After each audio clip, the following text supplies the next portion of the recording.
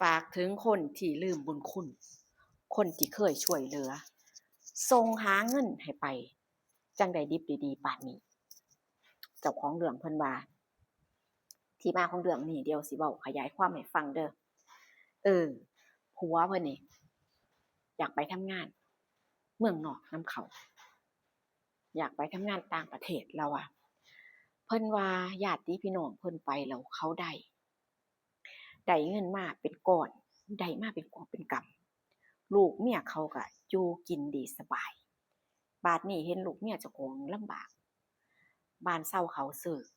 ที่ทำกินบ่มีทำงานรับจ้างหากินไปวันๆบ้านนี้ก็พยายามอ้อนวอนเมียเนาะว่าไปขอให้พ่อแม่นั่นช่วยไปขอพ่อแม่ช่วยเหลือเออให้เพิ่นเอาที่นาที่มีอยู่ไปกู้ไปยืมให้บ้านนี้ที่นาตรงเนี่ยเบิดมูลเบิดมีน่ะมีทีเดียวนี่คือลูกเลาเนี่ยมี4 คนเมียเพิ่นนี่เป็นคนที่4เป็นน้องสาวหล้าบ้านนี้เมียก็หนักใจเนาะว่าโอ้ยบ่ทันได้แบ่งเด้มันเป็นหน้ามูลบาดคันแม่นพ่อแม่ซวยนี่มันสิเป็นลักษณะว่าพี่น้องก็บ่ยอมนี่บาดเพราะว่ามันเป็นส่วนรวมเนาะบาดนี้ขอตามขอผัวนี่ก็อ้อนวอนเนาะข้อยอยากไปแรงสิสัญญาว่าสิทำตัวดีสัญญาว่าสิเก็บเงินเออสิบ่เฮ็ดให้ผิดหวังอยากให้ครอบครัวเจ้าของนี่สบายว่าซั่นตั่วเพราะว่าซุมื้อนี้มันลำบากแรงบ่มีที่ทำกินบ้านเช่าเขาซื้อลูกน้อยๆอ้าวบาดนี้เมียก็ทนบ่ไหวเนาะ เนื่องจากว่ามันมีความฝันร่วมกันนะว่าครอบครัวเฮาก็ต้องดีขึ้นจังซี้นะบัดทีนี้เลาก็ไปอ้อนวอนพ่อกับแม่ว่าให้ช่วยแหน่จักเทื่อจังซี้บ่เคยขอหยังเลยบ่ค่อยขอหยังเลยจังซี้นะจักเทื่อหนึ่งบัดนี้พ่อกับแม่นี่ก็หนักใจลูกบรรดา4คนนี่คือลูกสาวหลาลำบากที่สุดลูกคนอื่นนี่เขาก็พอกินพออยู่พอใช้จังซี้บัดนี้พ่อกับแม่ก็เลยลัก ลักไปกู้ยืมให้บ่บอกไผเด้เอาเงินมาให้ก้อนหนึ่งบาดนี้ก็ไปเฮ็ดเอกสารอิหยังต่างๆนานาแล้วก็เป็นค่าเดินทางไปสมดังที่เพิ่นต้องการเมียก็แปลกใจอยู่ดอกว่าพ่อแม่เขาก็พ่อแม่ผัวนี่นะบ่ได้ว่าฐานะสิแบบว่านั้นเดะฐานะดีพี่น้องนี่ก็พอมีแต่ว่าเป็นหยังคือบ่ไปขอร้องเป็นหยังคือบ่นั่นแต่ว่าก็สร้างหัวมันเถาะคือหมายถึงว่าก็เกิดความเข้าใจกันสินะมาทีนี้ผัวก็ไปก็จังบุญเดะผัวไปบัดนี้เพิ่นก็ทำงานเก็บเงินปีแรกที่ไปเดะปีแรกที่ไปเพิ่นก็ส่งเงินมาให้มาให้เมียเนี่ยว่าให้พ่อเฒ่าแม่เฒ่าน่ะเอาไปเอาไปใช้หนี้คืนเขาแล้วก็เอาหน้ากลับมาจังซี้นะ เออก็ได้ตามที่ฝันพ่อเฒ่าแม่เฒ่าก็ดีใจคือแบบว่ามันเป็นมรดกลูกยังบ่แบบว่าทันได้แบ่งให้ไผจังซี้นะเออทีนี้ผัวเมียก็เว้ากันเนาะว่าเป็นแบบนี้แล้วใช้หนี้ใช้หยังแล้วต่อไปก็คืออยากเฮ็ดเรือนจังซี้นะว่าอยากเฮ็ดเรือนบ่ต้องหลังใหญ่คือว่าเฮ็ดพอได้อยู่กับลูกจังซี้อืมตอนเนี้ยมันก็บ่ไหวเดะแม่นบ่ ผัวก็ว่าโอเคก็คุยกันว่าตกลงว่าต่อไปก็สิเฮ็ดเรือนพอแต่ได้อยู่ก่อนเงินก็เก็บก็สิเอามาเป็นก้อนจังซี้นะก็คือส่งให้เมียใช้เป็นเดือนต่อเดือนพอได้ใช้ก่อนพอมันอ่าครบจำนวนคิดว่าสิเฮ็ดเรือนได้แล้วจังซี้จังสิส่งมาผัวว่าบัดทีนี้อ่าผ่านไปครึ่งปี เมียก็เลยถามว่าบ่ทันพ่อบ่ทันครบบ่เอามาเฮ็ดก่อนบ่ต้องแบบว่าให้มันครบทั้งหมดค่อยเฮ็ดไปบ่พอจั่งใดก็หาเพิ่มจังซี้นะเพราะว่าใจเย็นๆใกล้แล้วจังซี้นะเมียก็ใจร้อนเนาะคือแบบว่าอยากสิแบบว่าอยากสิเฮ็ดให้มันให้ฝันเจ้าของเป็นจริงเร็วๆน่ะนะเพราะว่า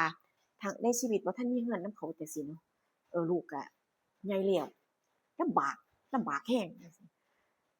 บัดนี้ เป็น1 ปีเมียก็ถามอีกผัวก็ว่าใจเย็น สิได้เฮ็ดอยู่ดอกก็สิตอบไปแบบนี้แล้วบาดนี้แม่ก็รอนะรอแล้วรออีกว่ามื้อใดน้อผัวสิส่งเงินมาให้เที่ยเนาะบาดนี้ผัวก็เงียบไปเดะเงียบไปเออหลังจากนั้นก็คือแบบว่าติดต่อบ่ค่อยได้ติดต่อบ่ค่อยได้คุยกันก็บ่ค่อยลงรอยเออก็สิชวนทะเลาะบ่อยเวลาโทรหากันจังซี้ก็สิมีปัญหาทะเลาะบ่อยเออเว้าออกนอกเรื่องตลอดจังซี้นะคือเมียก็เริ่มแบบใจบ่ดีเนาะว่าผัวเป็นจั่งใดคือเป็นแบบนี้บัดนี้หลังๆนี่ เงินก็บ่ส่งมาให้เมียเฮ็ดบ้านเพราะว่าอ่าครบปีหนึ่งแล้วที่จริงเนาะงบประมาณนี้มันก็น่าสิพอได้แล้วจังซี้นะบ่ได้ก็เหลือบ่หลายจังซี้เนาะเมียก็ว่าคือเงียบแท้เป็นจังไดพ่อใหญ่อันนี้บัดนี้โทรไปหลายแต่บ่รับเออคันรับสายทันจังซี้คันได้รับสายสิก็บอกว่าทำงานบ่ว่างโน่นนี่นั่นก็อ้างเหตุผลไปแต่ว่ามันมีแต่บ่รับสายจังซี้นะ เมียก็ยิ่งแบบว่าพอมีท่าทีแปลกๆเนาะเมียก็ยิ่งแบบว่านำแบบว่าโทรนำสิว่าเร่งว่าโทรคือหมายถึงว่าเหมือนกับว่าคนมันบ่สบายใจอะนะผัวก็เงียบเงียบไปเงียบมาตัดช่องทางติดต่อเลยบัดนี้โทรบ่ติดทางฝ่ายเมียนี่โทรบ่ติดก็เลยให้ลูกโทรแรกๆก็ติดอยู่บัดนี้พอครั้งต่อไปก็เป็นคือกัน ใจบ่ดีเมียนี่นอนบ่หลับกินบ่ได้นอนบ่หลับจักสิเฮ็ดจั่งใดใจหนึ่งก็คิดว่าผัวนี่มีเมียใหม่บ่ไปอยู่ไกลหูไกลตาจังซั้นหรือว่าเป็นทางอื่นแล้วบ่เป็นแนวใดติดต่อบ่ได้เพราะว่าผัวนี่ตัดช่องทางการติดต่อบัดนี้ก็เอาเรื่องนี้ไปปรึกษาแม่เนาะพ่อแม่ก็ว่าห่วยไกลกันปานนี้มันก็อาจจะเป็นไปได้เดะแต่ว่านั่นล่ะก็อย่าไปคิดไปหลายอาจจะมีปัญหาในเรื่อง การทำงานหรือว่าการสื่อสารโทรศัพท์พังบ่หรือจั่งใดก็ให้โอกาสเขาก่อนจังซี้นะบัดนี้เมียก็คิดในทางดีไปเนาะว่าสงสัยว่าโทรศัพท์เพิ่นพังบ่บ่ทันได้ซื้ออิหยังจังซี้นะบัดนี้บังเอิญได้ไปเจอกับย่ากับปู่เนาะบ่ค่อยได้เจอกันดอกเพราะว่าอยู่คนละหมู่บ้านเมียว่าถามว่าเอ่อเป็นจั่งใดอันว่าก็ถามว่าลูกชายเรานั่นโทรมาหาบ่จังซี้นะก็ถามอ้าว โทรมาทุกอาทิตย์เลยล่ะหนูแล้วก็ว่าโทรมาทุกอาทิตย์เลยล่ะลูกเออล่าสุดนี่ก็เห็นโอนเงินมาให้แม่อยู่เออโอนเงินมาให้ใช้แต่ว่าทางเมียนี่บ่รับสายตัดช่องทางติดต่อทางทางพ่อแม่นี่โอนเงินให้ใช้เมียก็แปลกใจเนาะอ้าวมันจั่งใดวะผัวเรามันจั่งใดวะจังซี้นะบัดนี้ทางย่าก็ถามมาว่าเป็นหยังทะเลาะกันบ่หรือว่ามีปัญหาหยังลูกไผก็ว่าเออก็เป็นเดือนแล้วเดะแม่ติดต่อเพิ่นบ่ได้ แรกๆอะโทรไปก็บ่ค่อยรับเออบ่รับไปบ่รับมาแล้วก็คือบล็อกตัดช่องทางติดต่อไปเลยแม้กระทั่งลูกโทรไปก็ติดต่อบ่ได้ก็แปลกอยู่คือกันเพราะว่าบ่เคยทะเลาะกันเดะก็บอกย่าเนาะว่าบ่ได้เคยทะเลาะกันบ่เคยมีปัญหากันก็เว้ากันดีๆเรื่องความฝันตั้งเป้าหมายไว้ว่าสิเฮ็ดบ้านคุยกันว่าแต่ว่ากำหนดเวลามันก็1 ปีผ่านไปแล้วคิดว่าเงินที่เก็บคันว่าเก็บจริงๆคันเพิ่นตั้งใจเนาะจั่งใดนี่ก็พอเฮ็ดพอสร้างได้บัดนี้พอเป็นจั่งซี้แล้วเพิ่นก็เงียบหายไปเลยเดะคันเพิ่นติดต่อมาก็ถามให้แหน่ว่าเป็นจั่งใดมีเรื่องอิหยังบ่พอใจหรือว่าเอ่อเกิดเหตุหยังคือเฮ็ดแบบนี้ด้วยความที่ว่าเมียก็กังวลใจนะด้วยความที่ว่ายังรักผัวนะบัดนี้อ่าผ่านไป2 อาทิตย์อ่าย่าน่ะก็มาหาฮอดเรือนเดะว่าทำใจเด้อหล่าผัวโตนั่นว่าเขาน่ะได้พ้อคนใหม่เขามีความสุขแล้วเขาสิคือหมายถึงว่าเจ้าอยากเอาไผเจ้ารักไผมักไผก็ให้เจ้าเอาโลดอย่าไปคิดต่อเขาผัวโตว่าจั่งซี้เลามาบอกแค่นี้เลาก็กลับคือหมายถึงว่าผัวนี่มีเมียใหม่ถิ้มครอบครัวไปความฝันที่เว้ากันไว้ที่คาดหวังไว้นี่คือ ล่มสลายบ่มีหยังทุกอย่างจบผัวก็บ่เคยส่งเงินมาให้ใช้เลยหลังจากที่ตัดช่องทางติดต่อเออแล้วก็เปลี่ยนส่งเงินไปให้แต่พ่อแม่เขาทั้งๆที่ก่อนที่ลำบากเนาะอยากไปเฮ็ดงานหน้าหนึ่งก็บ่กล้าไปหาพ่อหาแม่เดะเพราะว่าไปที่พ่อแม่ก็สิร้ายสิด่าพี่น้องก็ซ้ำเติมเขาบ่ช่วยทั้งๆที่เขามีเงินพี่น้องก็ไปเฮ็ดงานเอ่ออยู่ต่างบ้านต่างเมืองคือกันมีเงินหลายโพดแต่เขาบ่ให้เออเขาแทบบ่อยากเว้านำซ้ำเขาว่าซุมขี้ทุกข์ขี้ยากซุมบ่มีสิกินเว้านำเฮ็ดหยังอุ๊ยเสียศักดิ์ศรีเขาว่าแบบนี้แต่พอได้ไปมีหน้ามีตาได้ส่งเงินให้กินให้ใช้ย้องว่าซั้นลูกแม่แบบนั้นลูกแม่แบบนี้บักหล้าบักค่ำแหล้วเออแต่กี้นี่แฮงบ่อยากถามข่าวเห็นหน้าก็บ่อยากเอิ้นถามพู้นแหล้วผู้พ่อแม่เพิ่นเป็นจั่งซี้เชื่อบ่บ้านนี้ผัวก็ถิ้มบาดนี้พอไปได้ดีแล้วลืมครอบครัวแต่ว่าก็ยังจังบุญอยู่ว่าเขาส่งเงินมาให้ใช้หนี้บ่ซั้นติผัวถิ้มหนี้ก็ท่วมหัวบาดนี้มันสิคักแรงแล้วว่าโอ๊ยจบเจือวิตหนี้แต่ว่าชีวิตเจ้าของนั้นบ่วิตทุกข์ยังรำเค็ญคือเก่าหาเลี้ยงปากเลี้ยงท้องที่สำคัญคือจะต้องเลี้ยงลูกพร้อมบัดนี้พอเป็นแบบนี้เนาะพอเป็นแบบนี้เดะพ่อแม่ก็ว่าอย่าท่าอย่าคอยอย่าไปสนใจมันคนแบบนี้มันมันใจดำเกินไปพอไปเจอคนใหม่ได้ไปดีแล้วได้ไปพ้อหม้องดีแล้วลืมคนข้างหลังบ่มีเยื่อใยต่อลูกแม้แต่ลูกก็บ่คิดเห็นจังซี้นะเออหาเอาผัวใหม่แม่พ่อก็บอกหาเอาผัวใหม่หาเอาผู้ดีๆเลือกให้มันคักๆเลาว่าด้วยความที่แบบเสียใจเนาะเจอแบบนี้แล้วว่าโอ๊ยมันบ่แม่นเรื่องสิง่ายๆเดะมันบ่แม่นว่าเสื้อผ้าเบื่อแล้วถอดหวีถิ้มโดดเดะเลาว่าสิให้เอาผู้ใดทันทีทันควันมันสิมีผู้ใดมารับอยากสิรับผิดชอบภาระลูกก็มีผัวถิ้มแม่ห้างนางหมายโอ๊ย บ่แม่นว่าสิคนหน้าตาดีบ่แม่นสิผู้งามแล้วว่ามันหาบ่ง่ายปานนั้นหาผัวนั่นก็น่าสงสารนี่เนาะนั่นล่ะคนเฮานี่แม้กระทั่งสิเว้าว่าแม้กระทั่งที่อยู่นำกันหลายฝ่าหลายปี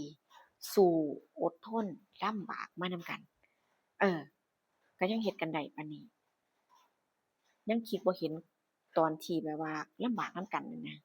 พอได้ไปแล้วพอได้ มีหวังคิดว่าชีวิตอนาคตมันจะดีขึ้นแต่กลับเปลี่ยนจากหน้ามือเป็นหลังมือไปเสเวิญเอ่อไปเอาเมียอยู่พุ่นอยู่กันอย่างมีความสุขลูกสิเป็นจั่งใดเมียสิเป็นจั่งใดครอบครัวข้างหลังข้อยบ่สนใจอันนี้เขาเอิ้นว่าจั่งใดเนรคุณได้บ่อันนี้เขาเอิ้นว่าจั่งใดใจดำสุดดำบ่เออก็บ่จักสิว่าคือกันเนาะอันนี้ก็เว้า ถึงคนที่อ่าเผชิญชะตากรรมแบบนี้นะเจอเรื่องแบบนี้ก็เห็นอกเห็นใจเดะพวกเขาทิ่มคนที่ถูกทิ่มว่าง่ายซะนั่นล่ะก็ต้องเข้มแข็งเนาะเข้มแข็งสู้ต่อไปชีวิตคนเรามันก็มีบาดช่วงเวลาที่แย่และก็ที่ดีนั่นล่ะคือให้กำลังใจเจ้าของหลายๆส่วนคนที่ทิ่มไปนี่ก็โอ้เนาะ ก่อนสิถิ้มไปก็มาให้สักก้อนหนึ่งสุดท้ายก็ยังดีเดะว่าบ่ อย่างน้อยก็เฮ็ดเรือนให้อยู่ก็ยังไคเดะเนาะดิ้นรนแบบว่านั่นนะอย่างน้อยก็ให้มีที่พักพิงหรือว่ามีที่คุมกะลาหัวลูกกับเมียจังซี้นะก่อนค่อยไปน่ะนะเออให้ยกระดับชั้นของชีวิตขึ้นมาแหน่แม่น่ะแม่นบ่ผลักดันกันไปฮอดถึงขนาดนั้นแม่นบ่ล่ะบ่น่าสิถิ้มไปแบบเร็วแบบนี้นะก็น่าเห็นใจก็น่าสิเห็นใจเลาอยู่ถ้าเกิดว่าบังเอิญเด้อคนที่เป็นแบบนี้ คนที่เอ่อที่ทิ่มเมียไปแบบนี้ว่าซะบังเอิญมาเจอคลิปข้อยก็สิถูกใจโดนใจอยู่ตั่วเนาะ นั่นล่ะก็หวนคิดกลับไปแหน่เด้อคิดเห็นคนข้างหลังแหน่อาจสิไปมีความสุขแต่ผู้เดียวหลายซั้นนะเอออย่างน้อยก็ส่งเงินไปให้ใช้แหน่ก็ยังดีเดะเพิ่นฝากมาซั่นเดะเออฝากไปน้ำลมน้ำแล้งเพิ่นว่าฝากไปข้อยเห็นเจ้าเฮ็ดคลิปแบบนี้แล้วอันฝากนำจักคลิปแหน่เพิ่นว่าอืมฝากนำจักคลิปแหน่บัดเทื่อลมพัดลมเพบัดเทื่อว่าดันไปพ้อไปเห็นพอให้มันเตือนสติพอให้มันตใจเขาแหน่เพิ่นว่าจักสิเห็นบ่ล่ะฮึอาผัวเพิ่นก็จักสิเห็นบ่ล่ะเนาะนั่นล่ะแม่นว่าสิบ่แม่นผัวเพิ่นหรือว่าไผก็ตามที่ว่ามีโอกาสมีโอกาสไปเจอที่ดีๆมีงานมีการเฮ็ดแล้วมีช่องทางที่จะเฮ็ดให้ครอบครัวเฮาดีขึ้นก็อย่าฟ้าวทิมกันอย่าฟ้าวลืมกันเด้